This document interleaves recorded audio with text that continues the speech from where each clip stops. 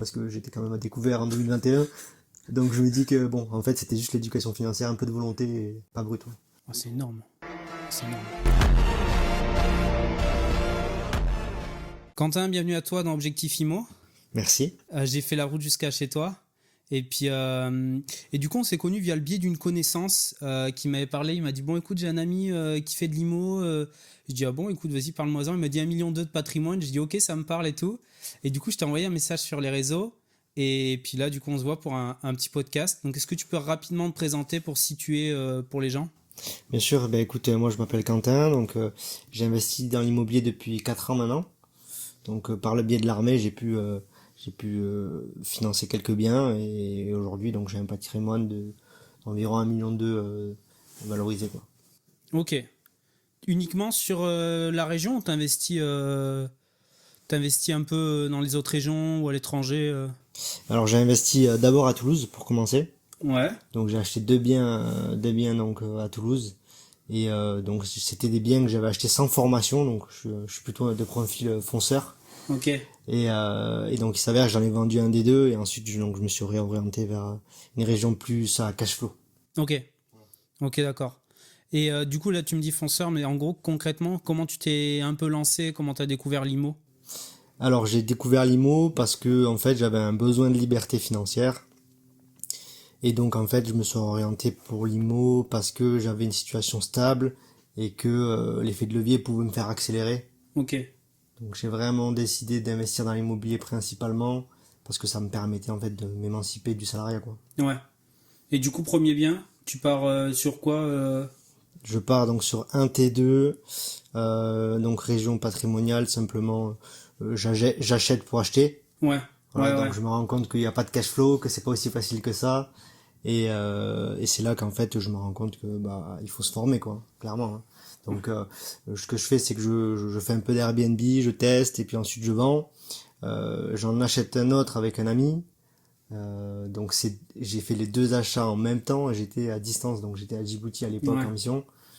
Donc j'en achète deux qui sont pas hyper rentables. J'en garde un parce que j'ai pas le choix de le garder parce que je m'associe.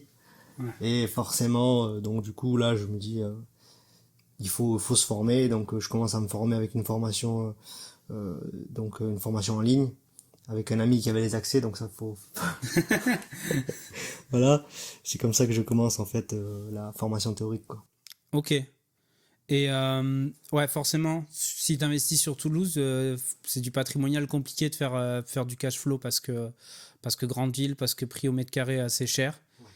Et du coup, ouais, tu t'expatries un petit peu, enfin, tu sors un peu de la ville, tu décides de te former.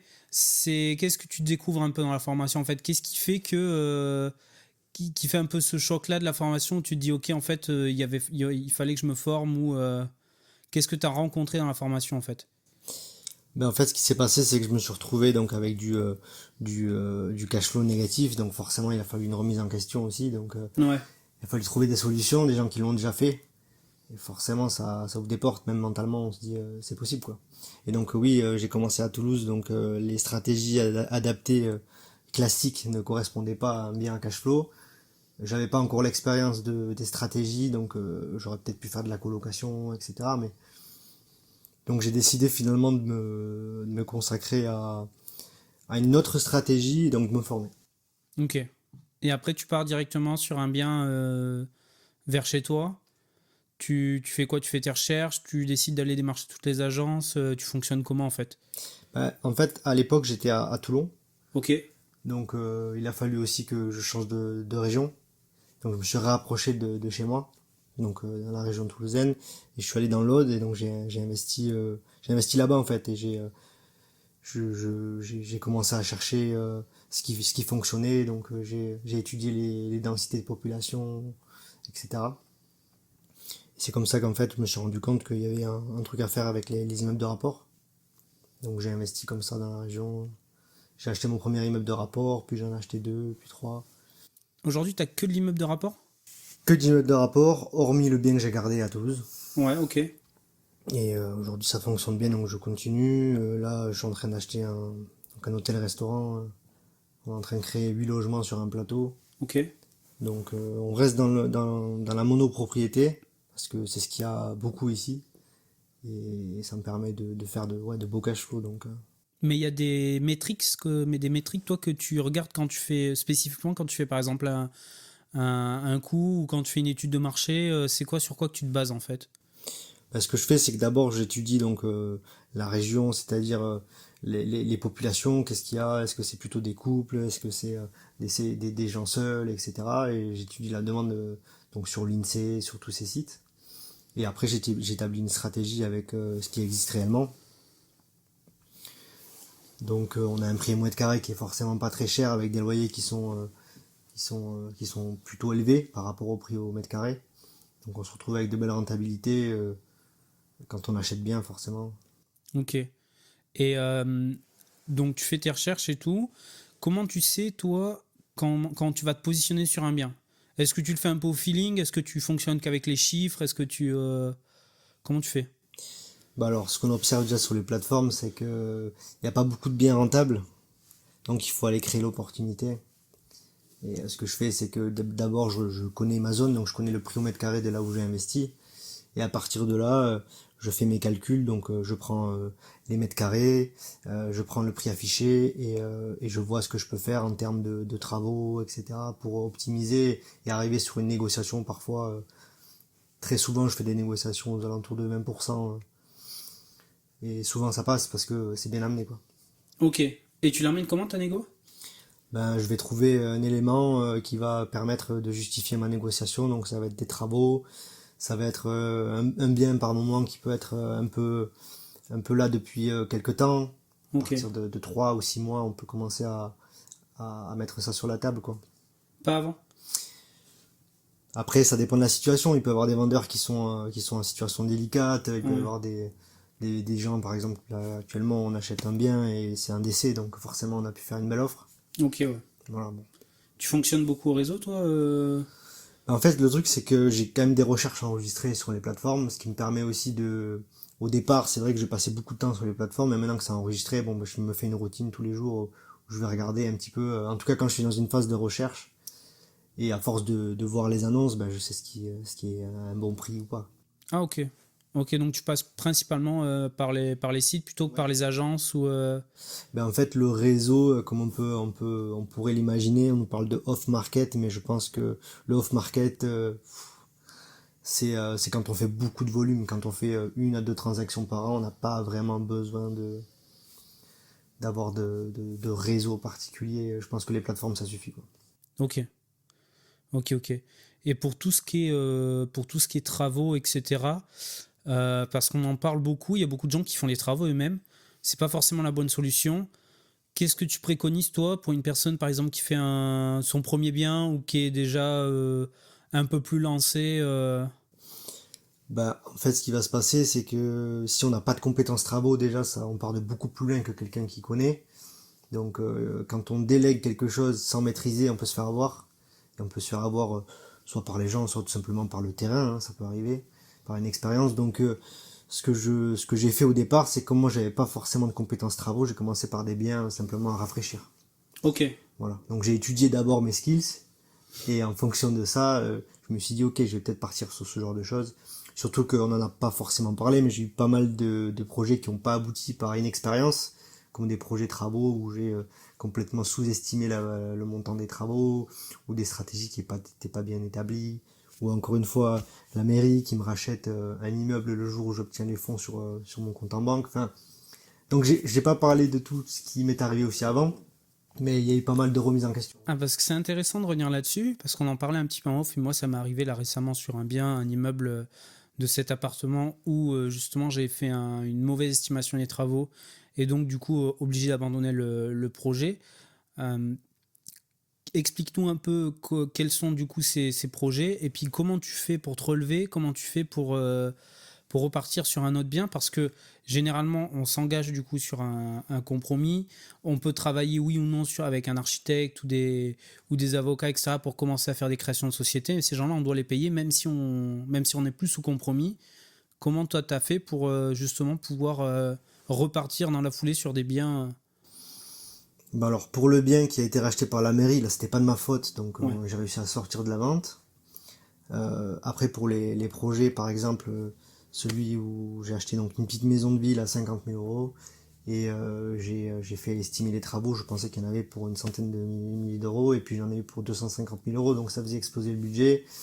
Donc forcément, j'ai dû me sortir de la vente, donc il a fallu des refus de banque, voilà aussi pour s'en sortir. J'ai eu aussi des refus de prêt sur des projets de résidence principale, donc voilà.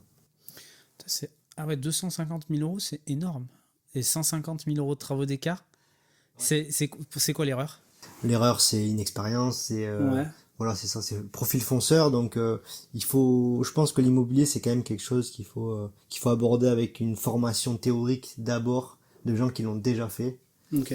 C'est vraiment ce qui m'a permis aussi de me remettre en question parce que je me suis dit, t'es fonceur, t'arrives à faire passer de belles négos parce que j'ai aussi passé une négociation, par exemple, avec l'immeuble qui a été racheté par la mairie. Là, j'ai fait une négociation d'environ 50% du prix. Donc on était à 95 000 euros prix affiché et je me retrouve à 53 000 euros à la signature. Donc c'est de belles négociations, mais derrière, ça suffit pas. Il faut être formé pour choisir la stratégie, donc voilà. Ok. Parce que aujourd'hui, enfin, forcément, tu as dû changer ta façon d'estimer les travaux. Tu t'estimes comment les travaux en fait? Est-ce que tu as une technique, toi, avant même de visiter le bien, où tu sais sur photo à peu près pour combien il y en a de travaux? Tu fais ça le jour de la visite? Comment tu fais? Tu viens avec des artisans? Alors déjà, ce que je fais, c'est qu'au départ, je vois ce qu'on a sur les photos et dans les éléments de description. Si on parle de toiture ou ce genre de choses, forcément, ça va rentrer en jeu. Donc je vais calculer en amont et puis après, je me fais une confirmation sur place. Je vais prendre des notes, je vais prendre des photos, je vais même prendre mon portable et je vais enregistrer ma voix tout simplement en disant ben voilà il y a ceci, il y a cela et ensuite je vais faire une description de tout ce que j'ai noté en disant ben voilà par exemple un cumulus voilà ben 1000 euros avec la pose de 1000 enfin et point par point je vais venir estimer les travaux voilà. Ok, t'as pas des fourchettes? Parce que moi je sais qu'il y en a beaucoup qui l'utilisent et moi je l'ai fait justement, où je vais avoir une fourchette rafraîchissement, une fourchette si j'ai des plus grosses rénovations et une fourchette si j'ai de la toiture, parce que c'est encore différent. Tu utilises pas ce genre de choses, toi? Pas forcément parce que j'avais du temps donc je me permettais aussi de d'être un peu plus précis et pas forcément faire d'offres de suite. Donc je faisais une offre souvent un ou deux jours après mes calculs quoi. Donc je partais avec un a priori de combien ça allait me coûter. Donc effectivement je prenais des chiffres qu'on peut connaître avec le rafraîchissement, la rénovation, la grosse rénovation, avec des fourchettes allant de 500, 700 et 1000 et plus. Mais en fait, le truc, c'est que quand on marche uniquement comme ça, on peut passer à côté d'opportunités où on va surévaluer les travaux ou les sous-estimer. Donc c'est bien peut-être au départ, bien sûr, pour savoir à peu près combien il va y avoir, mais on ne sait pas tout. Donc Ok. il faut aller vérifier sur place, quoi. Ouais, ok, d'accord. Et là aujourd'hui, du coup, on parlait d'immeubles un petit peu juste avant, tu as principalement des immeubles. Ça te fait combien de lots là aujourd'hui? Alors si on valide le projet, on est à une vingtaine de lots parce qu'on fait des box et tout dedans, donc je sais pas exactement comment on pourrait chiffrer Ouais. ça, mais voilà, une vingtaine de lots, quoi. Une vingtaine de lots pour combien d'euros bruts par mois De revenus de bruts, revenus bruts, ouais? environ 10 000 euros bruts. 10 000 euros bruts? Ouais, si on estime à 10%, ça te fait un peu plus de 1000 euros par mois net. Ouais, c'est ça. Après, là, par exemple, je transforme un T7 en colocation, donc il y a un préavis qui va être lancé. Ok. Et donc là, je vais augmenter énormément mon cash flow. Je serai environ à 2000 euros net à peu près par mois, sans compter bien sûr le projet en cours. Le Ok. projet en cours qui va me rapporter environ 1200, 1300 euros de cash flow net avec une belle plus-value. Ok. Donc on est plutôt sur un cash flow après aux alentours de 3 à 4 000 euros, quoi, Ok, 3 4 000 euros net. net, pas brut. Ouais. Ah, c'est énorme. Ah, c'est énorme. Ouais, c'est pas mal. Et, euh, et du coup, on m'a dit 1,2 million d'euros de patrimoine, ce qui te fait combien en dette encore là? Alors là, quand je dis 1,2 million, forcément, c'est le patrimoine brut. Ok. Donc on est aux alentours de 300 000 euros, 300 000 euros net sans le projet en cours. Ouais. Et avec le projet en cours, environ 500, 600 000 euros net, quoi, de Ok. patrimoine. Donc Ouais, je suis assez satisfait parce que j'étais quand même à découvert en 2021. Donc je me dis que bon, en fait, c'était juste l'éducation financière, un peu de volonté. oui, oui, oui, bien sûr. Et là, du coup, On parlait un petit peu de biens. Aujourd'hui, tu fais combien d'OP par an? À peu près une par an. L'année dernière, j'en ai fait deux, mais bon, c'est parce que j'avais une opportunité de le faire. Là, j'ai fait un gros projet cette année, donc en fait, je vais pas pouvoir en faire plus.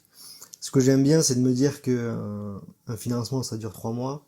Et donc, ça serait dommage de retomber sur des biens qui sont moins gros, qui vont t'apporter moins de cash flow, alors que tu as la possibilité de voir un peu plus grand pour la même charge de temps et avoir plus, quoi. Donc, Ouais, c'est un peu comme l'immeuble au final. Au lieu ouais, d'acheter un appart, c'est on ça. en achète 5 d'un coup et pour le même effort, plus ou moins le même effort, Voilà. quoi. Donc, je me dis autant monter d'ambition, quoi.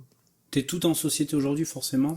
Ouais, là, je me suis réassocié encore une fois avec un apporteur plutôt financier, un profil avec de l'argent, tout simplement. Donc, c'est ça aussi, hein. Moi, Ouais. j'avais un petit salaire, donc il fallait que je trouve des solutions.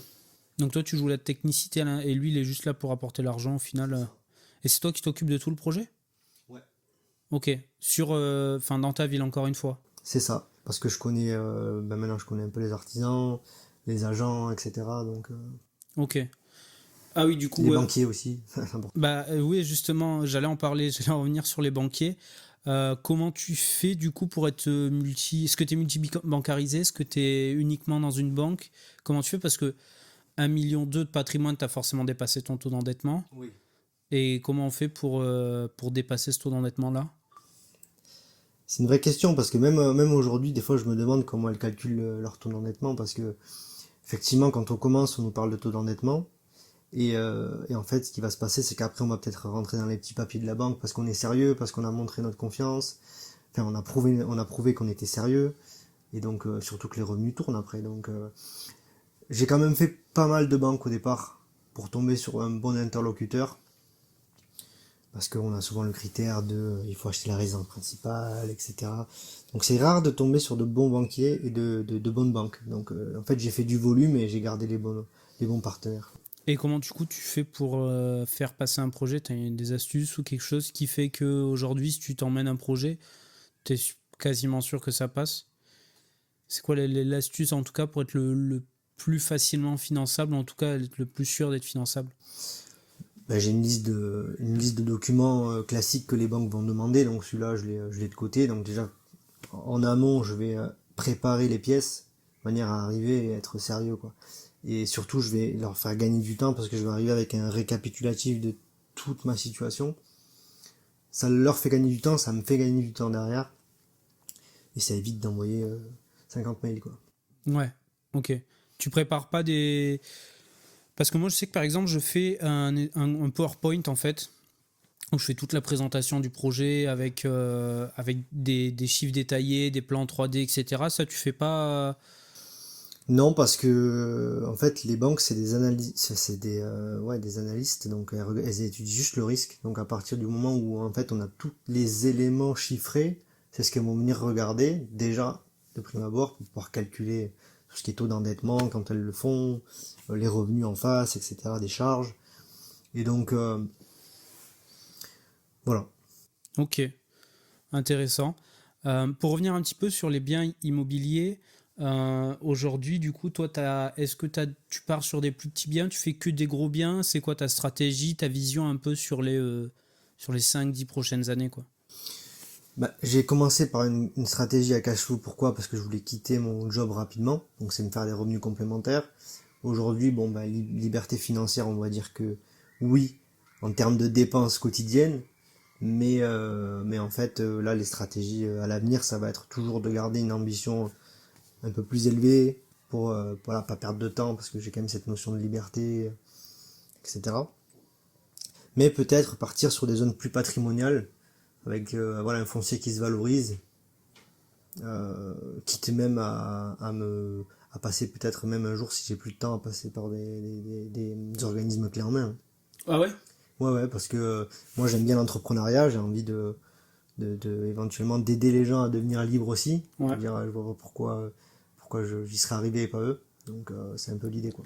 Et, euh, et du coup, ouais, tu me parlais de stratégie à cash flow, c'est-à-dire pour toi, qu'est-ce que c'est? Définis un peu ce que c'est que stratégie à cash flow. Mais en fait, c'est tout simplement mes charges plus mes revenus. Et si mes revenus sont supérieurs, je vais avoir un cash flow net, quoi. Ok, tu fais que de la longue durée?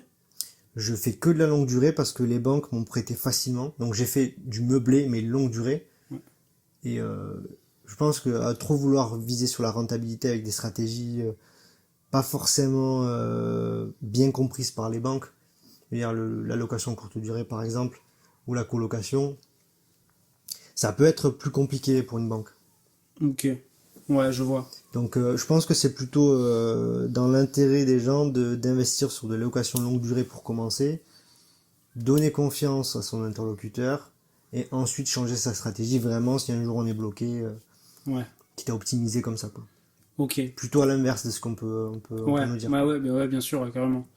Et du coup, là, avec ces pratiquement 20 lots, tu fais comment pour les gérer au quotidien? Enfin, c'est toi qui... Tu passes pas par agence, tu gères tout. Est-ce que tu passes par agence? Est-ce que tu délègues? Parce que ça, c'est une vraie question, même pour ceux qui sont... Là, tout à l'heure, on parlait de Djibouti. Comment tu fais pour déléguer tout ça à distance? Parce que c'est vrai qu'on en parlait un petit peu, t'es militaire, donc forcément, il y aura des militaires qui vont t'écouter. Je pense qu'il y en a beaucoup aussi qui veulent savoir comment on fait pour pouvoir déléguer, sans forcément passer par des organismes qui vont leur prendre toute leur rentabilité. Comment tu gères ça, toi?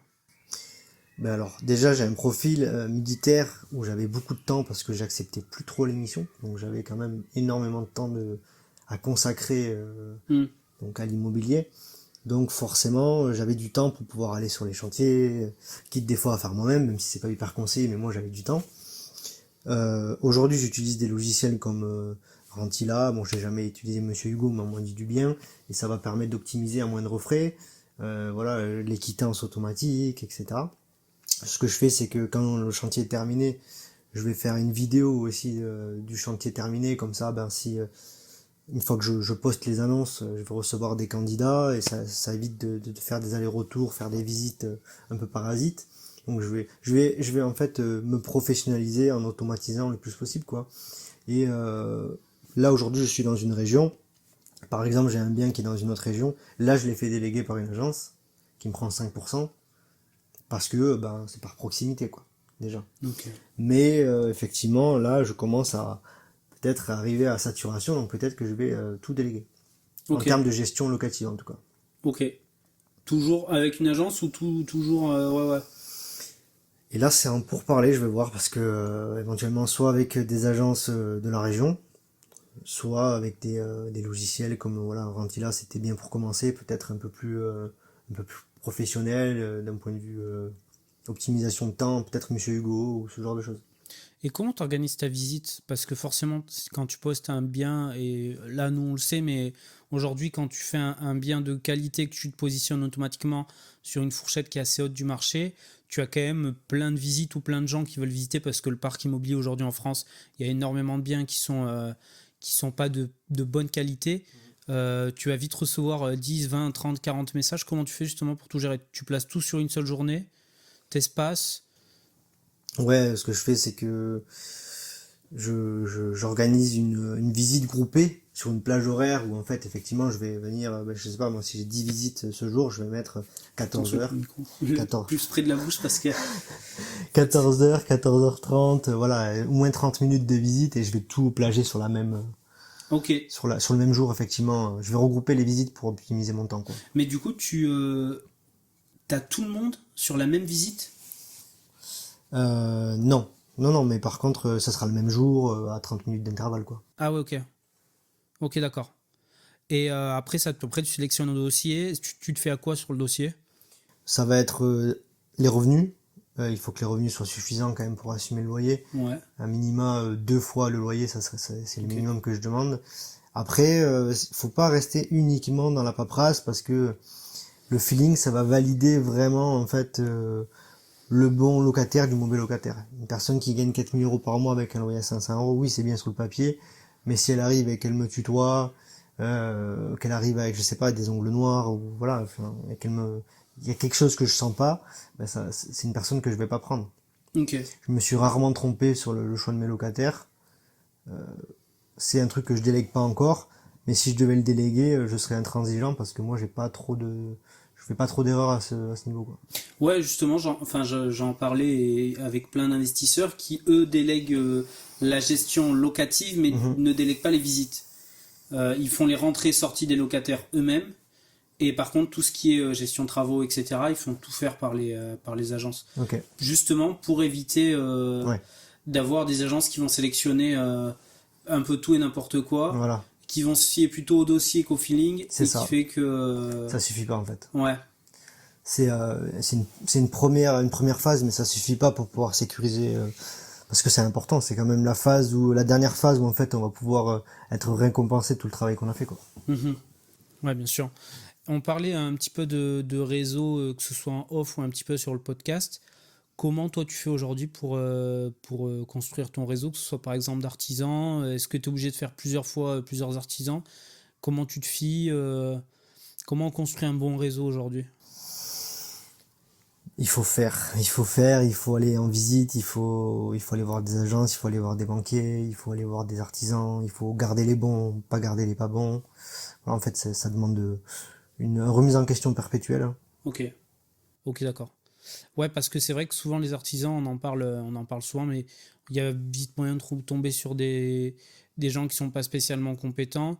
Et par contre, quand on en trouve des compétents, effectivement, il faut essayer de les garder. Ok, super. Aujourd'hui, on en avait discuté un petit peu en off, mais cette année, elle a l'air assez chargée pour toi. Ouais, sur le plan immobilier, mais même sur le plan hors immobilier entrepreneurial. Ouais. Tu as des projets, toi, un peu plus entrepreneurial, en dehors de l'immobilier, ou même toujours dans cet écosystème-là?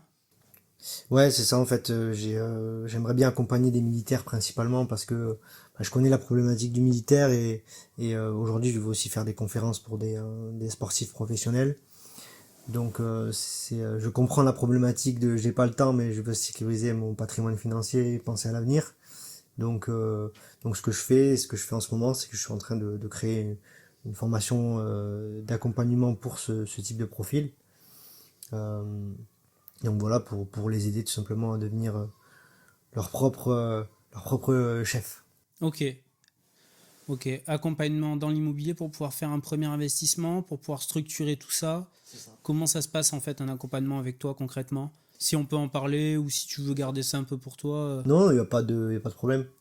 Non, c'est pour tout simplement rendre les gens indépendants et avoir une base théorique pour pouvoir passer à l'action et un support qui est toujours remis à jour. Ok, Voilà, donc ça sera la partie formation. Euh, et ensuite, il va y avoir la partie réseau, où je trouve que il peut y avoir un manque de ce côté-là. On est un peu seul au départ et c'est bien d'avoir un groupe ou des gens à qui parler, qui l'ont déjà fait. Donc voilà, un groupe privé où on va pouvoir discuter ensemble, etc. Et éventuellement une session coaching aussi pour ceux qui ont envie d'aller un peu plus vite, un peu plus loin. ok, ok. Bah super, merci pour tout. Ça a été un plaisir de te recevoir un peu sur ce podcast. C'était mon premier invité. Ok, Il y en a encore d'autres qui sont prévus. Il y en aura plein d'autres. On a énormément de choses de prévues sur le podcast. Et puis j'espère qu'on aura l'occasion de se retrouver, que ce soit en dehors ou même pour un autre épisode dans quelques années ou dans quelques mois pour voir comment tu as évolué sur tout ça. Et puis je vous invite à tous à mettre 5 étoiles, de mettre des commentaires, etc. Et puis à très bientôt pour un prochain épisode.